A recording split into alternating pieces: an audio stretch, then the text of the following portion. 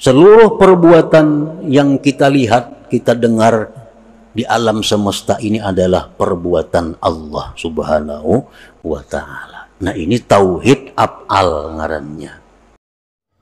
Allahumma salli ala sayyidina Muhammad. Ma min nafasin tubdihi illa walahu qadarun fika yumdihi.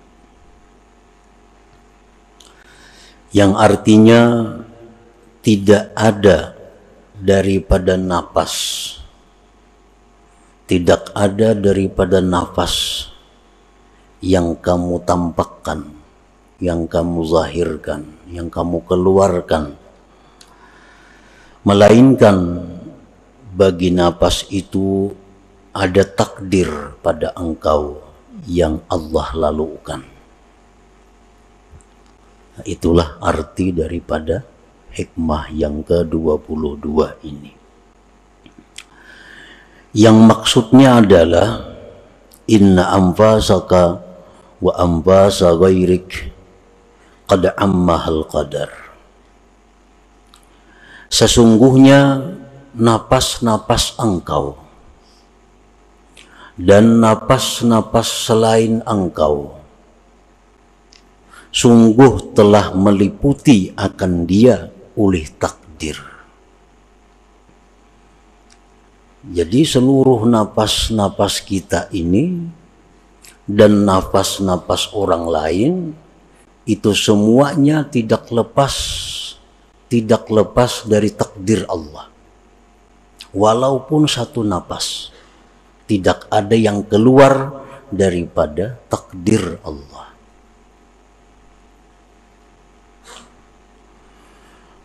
Wala yasduru minka wa min ghairik illa ma sabaqa bihi ilmuhu wa qada'uhu subhanah. Dan tidaklah timbul napas engkau,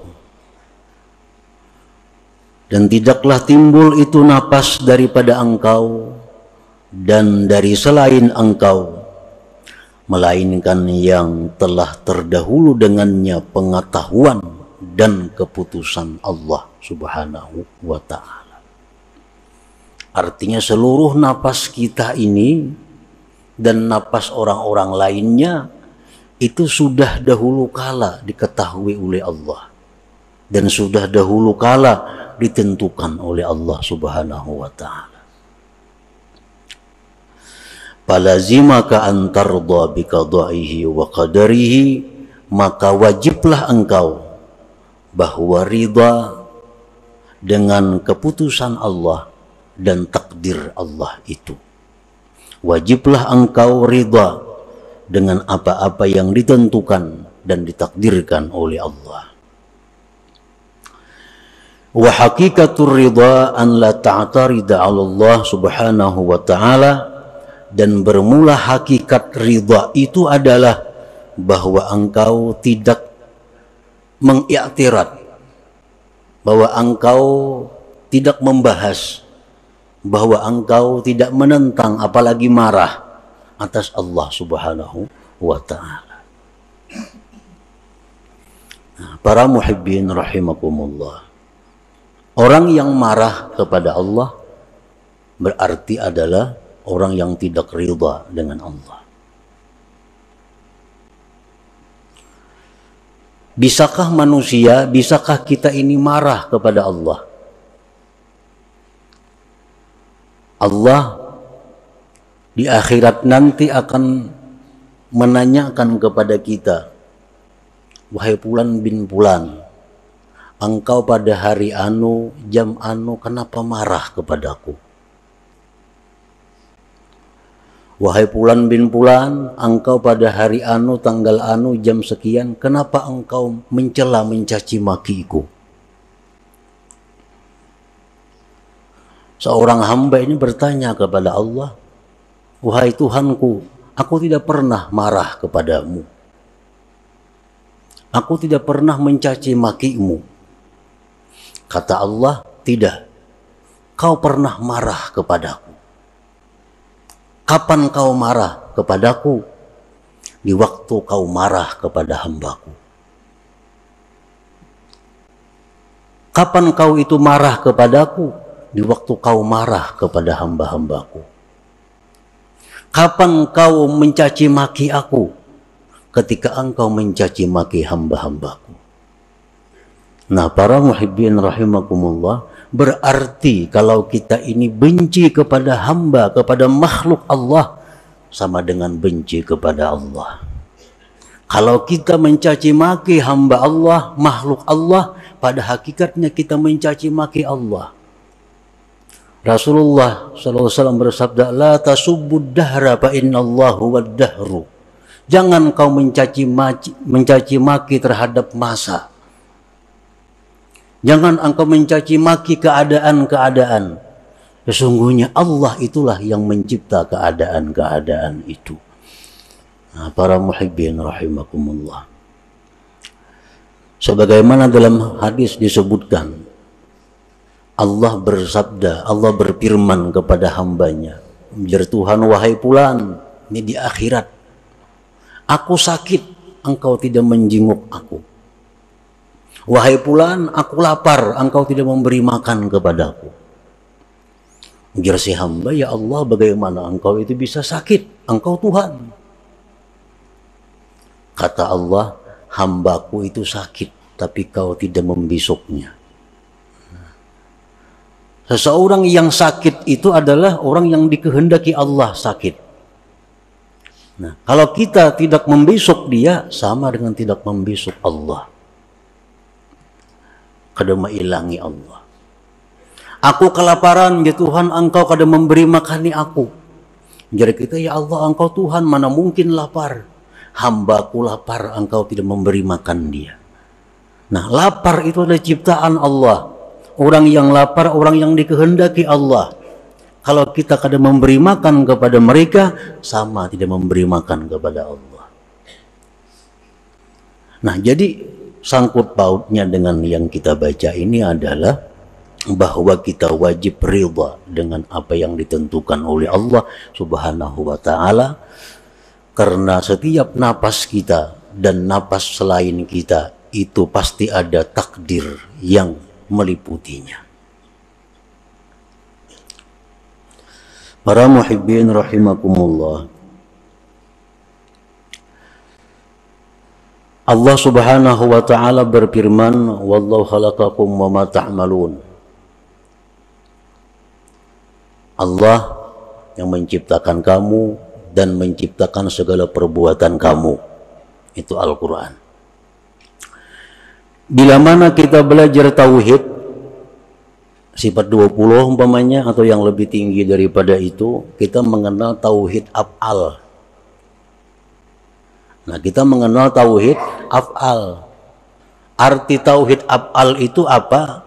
Mengesahkan perbuatan-perbuatan. Maksud mengesahkan perbuatan-perbuatan itu apa?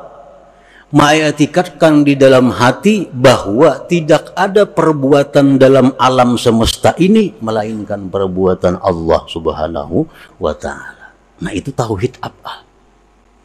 Kita wajib mengiktikadkan di dalam hati kita bahwa apa-apa yang berbuat pada alam semesta ini itu adalah perbuatan Allah. Kalau kita kada mengiktikadkan demikian, kita kada beriman. Nah, kita kada beriman, kita kada tergolong ashabul yamin.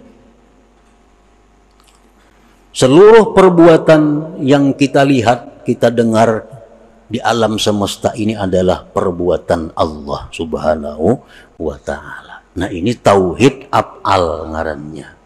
Itu wajib kita mengiktikadkan itu di dalam hati. Nah, af'al ini, perbuatan ini asarus sifat, bekas sifat. Perbuatan itu adalah buahnya sifat. Dari sifat timbul af'al. Kita melihat tukang begitu pandai membangun sebuah bangunan, itu af'al tukang pada zahirnya. Nah, kehebatan tukang maulah bangunan itu tentu bekas daripada ilmu yang ada dalam dirinya. Ilmu sifat. Ilmu sifat. Jadi karena adanya sifat ilmu dalam diri si tukang ini, timbullah perbuatan membuat gedung, membuat rumah yang bagus. Nah, jadi af'al itu adalah keluarnya di sifat.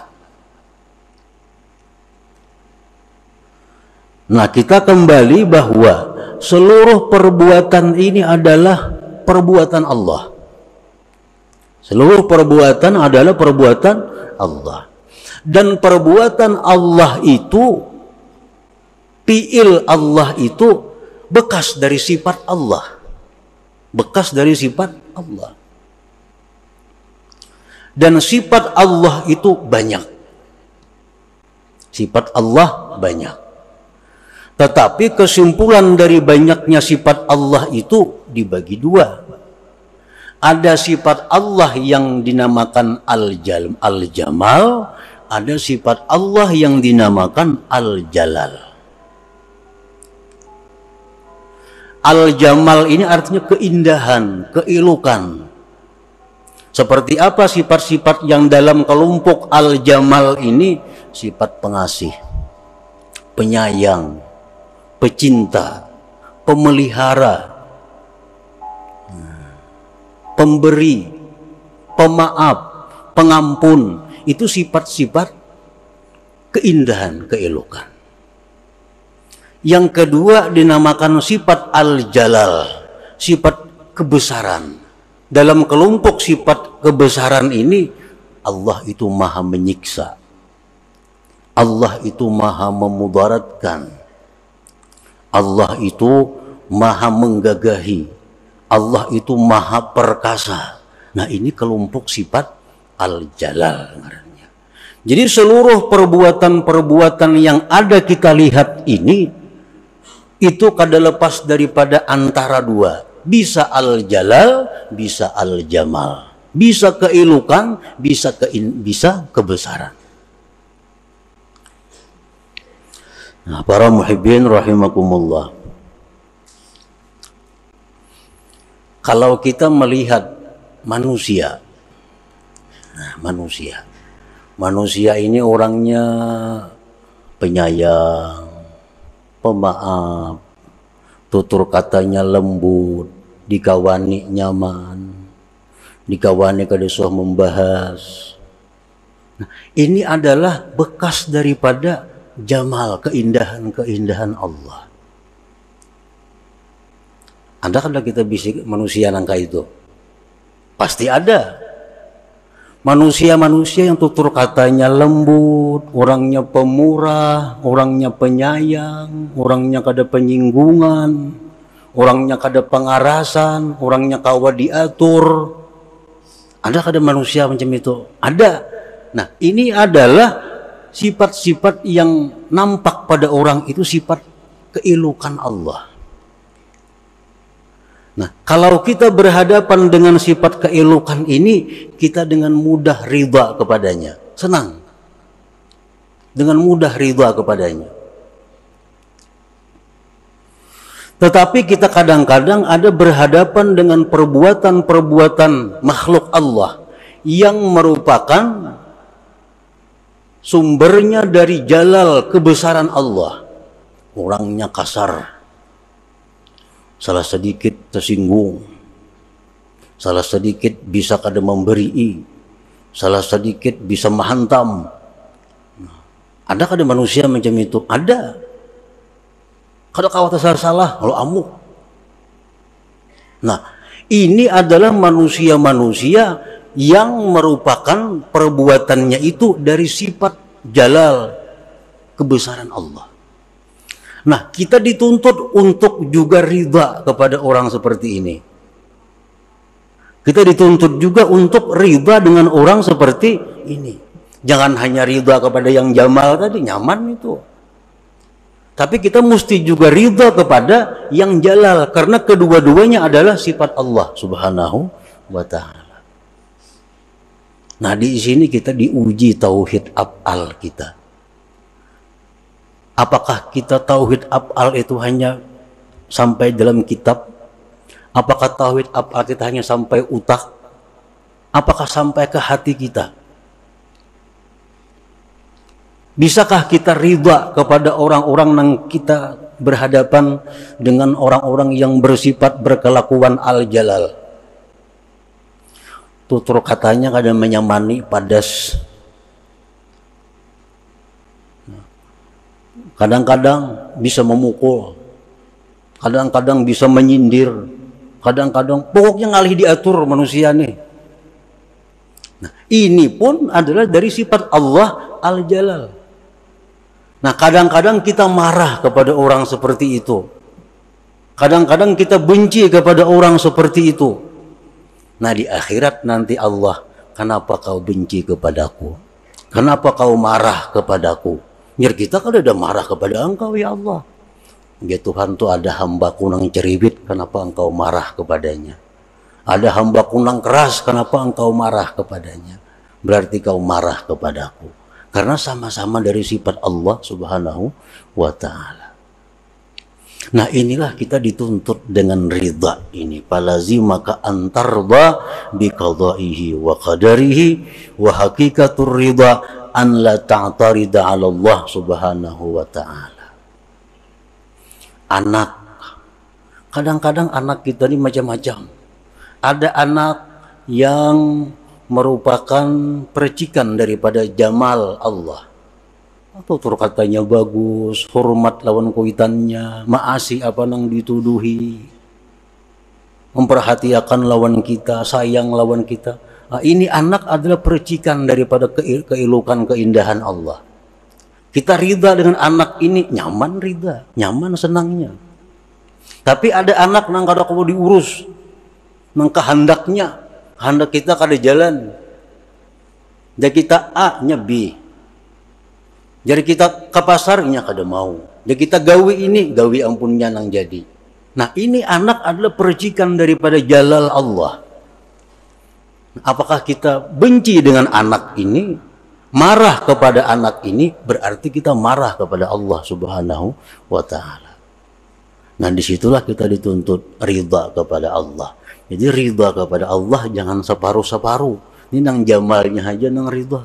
Tapi urusan nang jalalnya di situ kita benci dan murka kepada Allah subhanahu wa ta'ala. Nah, para muhibbin rahimakumullah.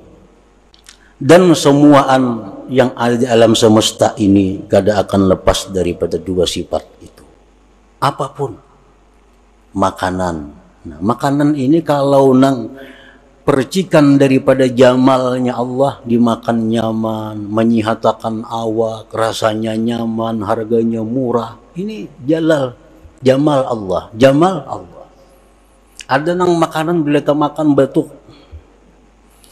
Ada nang bila tak makan ini meriap dingin. Ini makanan ini percikan daripada jalal Allah. Kada kau diurus makanan ini. Dan kadang-kadang kedua sifat itu ada pada diri kita.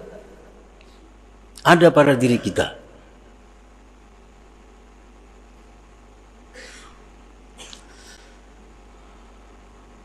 Nah, jadi jangan sampai engkau itu menentang atas Allah. Jangan sampai engkau itu marah kepada Allah. Jangan sampai engkau benci kepada Allah. Karena nanti di akhirat kita akan ditaubih oleh Allah. Napa taubih artinya ditumpalakakan oleh Tuhan bahasa kitanya. Ikam di Tuhan waniknya menyeriki aku lah. Waniknya ikam ini mendendam lawan aku lah. Jadi kita asal ada mendendam engkau ya Allah. Nah ya Tuhan, ikam dendam lawan hambaku. Ikam dendam lawan Fulan bin Fulan. Engkau marah dengan Fulan bin Fulan. Padahal itu adalah merupakan perbuatan daripada aku. Nah, para muhibbin rahimakumullah, kalau kita berhadapan dengan satu kemunkaran, dengan satu kemaksiatan, nah di sini yang perlu kita terapkan di dalam hati kita dan di dalam zahir kita, munkar. Allah menyuruh kita membenci yang munkar. Di sisi lain Allah memerintahkan kita supaya ridha dengan apa yang terjadi. Nah, apabila kita melihat satu kemunkaran, ini mesti dua sesuatu yang berfungsi, syariat dan hakikat, kada boleh terlepas. Syariat kita benci kepada munkar, yang kita pandang adalah munkar itu ikhtiar dari Fulan bin Fulan. Tetapi terhadap kemungkaran itu kita bisa memaklumi, bisa meridai kalau kita pandang bahwa kemunkaran itu adalah perbuatan daripada Allah Subhanahu wa Ta'ala. Jadi mesti kedua-duanya. Kalau kita marah kepada yang munkar, jangan marah ke hati-hati, apalagi dendam ke dalam hati, itu kaliwatan. Kalau kita melihat yang munkar, jangan setuju, jangan tersenyum, itu pun salah. Tapi bila kita melihat yang munkar, disinilah pedang yang diistilahkan ulama dengan pedang yang bermata dua. Satu pedang bermata syariat, dua pedang bermata hakikat. Syariat artinya kita mengeritik, kita merubah kemunkaran, memandang itu ikhtiarnya si pelaku munkar. Tetapi dalam hati kita bisa memaklumi, bisa meridai, karena itu adalah fi'il daripada Allah Subhanahu wa Ta'ala. Yang tapa huruf nih, ini nang batin dikalawarakan, melihat kemunkaran, tersenyum, ketujuh.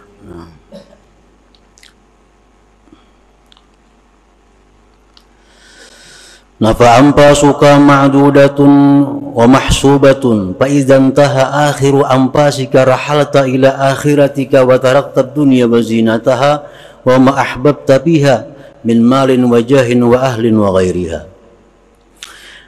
Maka bermula napas-napas kamu itu dihitung dan dihisap. Napas kita nih Allah ada hitungannya, berapa triliun kali kita bernapas sepanjang umur. Ada yang diberi jatah bernapas 1 miliar kali. Allah mampu menghitung napas seluruh makhluknya. Ada orang yang diberi jatah oleh Allah, engkau diberi jatah oleh Tuhan bahwa bernapas cuma 1000 kali, habis itu pasti mati. Ulahan napas buatan, kadang kalau dibuat-buat napasnya itu ulahan Allah. Napas engkau itu dihitung oleh Allah dan dihisap. Bila habis akhir napas engkau, berarti engkau pindah ke akhirat engkau, dan engkau tinggalkan dunia dan perhiasannya dan yang kau cintai pada dunia daripada harta, kedudukan, keluarga dan lain-lainnya. Wa idza kanatil anfasu ma'dudatan wa mahsubatan fama baluka bi af'alika wa aqwalika wa khatarati qalbik. Apabila napas kita itu dihisap oleh Allah, napas dihisap. Ikan ya Tuhan bernapas sekian kali sehari, kemana digunakan napas itu? Nah, bila napas itu dihisap, apalagi perbuatan kita, apalagi perkataan kita, dan apa-apa yang dibicarakan oleh hati kita. Qala ta'ala inna sam'a wal basara wal fu'ad wa kullu ulaika kana anhu mas'ula. Pendengaran, penglihatan, hati, seluruhnya itu akan ditanya oleh Allah Subhanahu wa Ta'ala. Qala sallallahu alaihi wasallam ma min 'abdin yakhtu khatwatan illa su'ila anha ma arada biha. Tidak ada dari seorang hamba yang melangkah satu langkah, melainkan dia akan ditanya di akhirat nanti, langkah itu kemana, untuk apa. Kita ini bakunjang, belangkah, salangkah, itu ada catatannya di sisi Allah, dan akan ditanya, engkau pada hari anu jam anu melangkah untuk apa.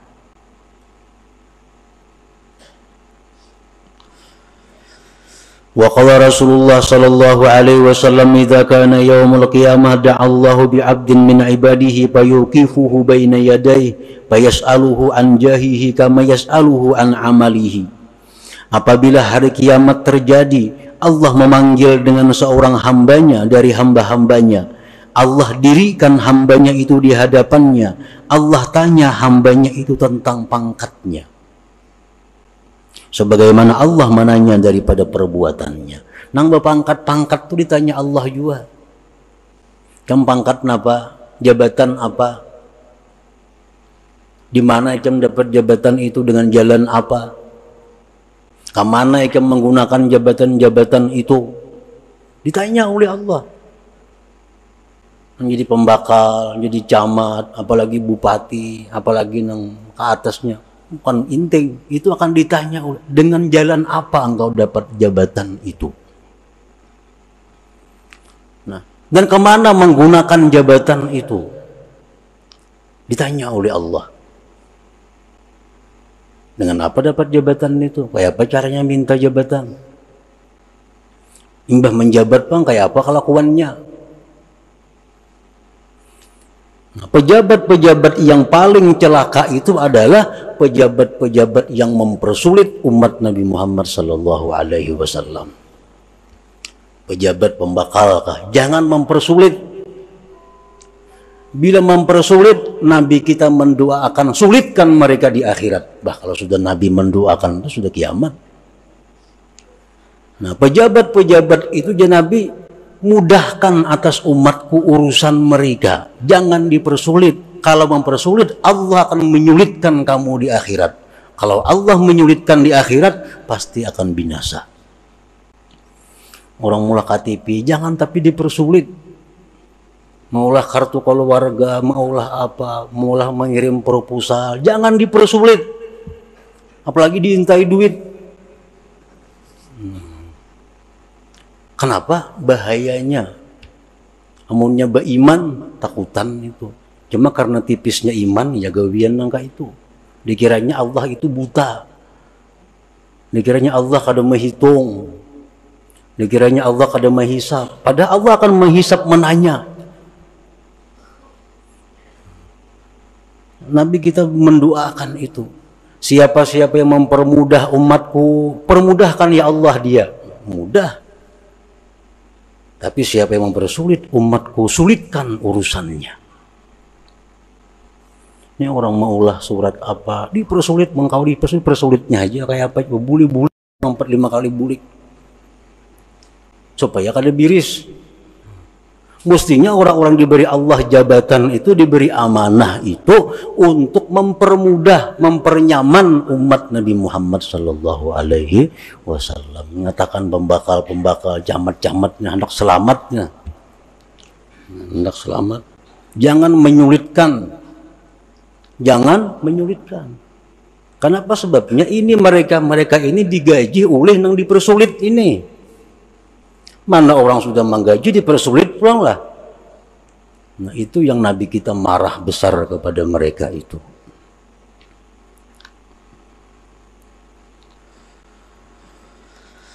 Qala Umar ibn al-Khattab radhiyallahu anhu, hasibu anfusakum qabla an tuhasabu wa zinuha qabla an tuzanu. Nah, ini Sayyidina Umar mengajarkan kepada kita cara supaya mati itu di akhirat itu kada dihisap, kada ditanyai oleh Allah macam-macam. Sayyidina Umar mengajarkan agar Sayyidina Umar, hisaplah diri kamu sebelum dihisap orang. Nah, kita hisap berdahulu. Nah, kita hisap berdahulu. Karena di sana kita kada dihisap orang lagi. Bila kita di sini kada menghisap, di sana kena hitungannya ngalih. Nah, bagaimana cara menghisap diri itu? Bagaimana cara menghisap diri? Bagaimana cara muhasabah yang sebenarnya? Wa inna ma hisabuhu li nafsihi ay yatuba an kulli ma'siyatin qabla al-maut taubatan nasuha wa yatadaraku ma farata fi faraidillah azza wa jalla wa yaruddu al-mazalim ila ahliha wa yastahillu kulla man ta'arrada lahu bi lisanihi wa yadihi hatta yamut hadha yadkhulul jannata bighairi hisab. Menghisap diri itu adalah artinya tobat dari tiap-tiap maksiat. Tobat nasuha. Jangan tobat bebulikan. Tobat nasuha, satu. Yang kedua, bayari hutang-hutang kepada Allah. Hutang puasa, hutang sembahyang, bayari hutang nazar. Kembalikan kezaliman-kezaliman kepada pemiliknya. Pernah memungut pungutan liar, bulikakan no ampunnya. Dalam dunia nyaman bulikakan, mau di akhirat ngalih. Bulikakan kepada ampunnya. Kita pernah mencuntan, bulikakan. Ada kau lagi membulikakan, minta halal. Orangnya sudah mati, minta halal kepada ahli warisnya. Ahli warisnya kada ada lagi, banyaki ba amal ibadah, hadiahkan pahalanya lawan orang nang hartanya dicuntan itu. Hadiahkan, baca Fatihah ayat 4, hadiahkan pahalanya. Nah, ya Allah, ini hamba membaca Fatihah ayat 4, pahalanya beriakan ya Allah untuk orang-orang yang pernah hamba ambil hartanya, orang yang pernah hamba gibah pribadinya dan sebagainya. Itu jalan terakhir.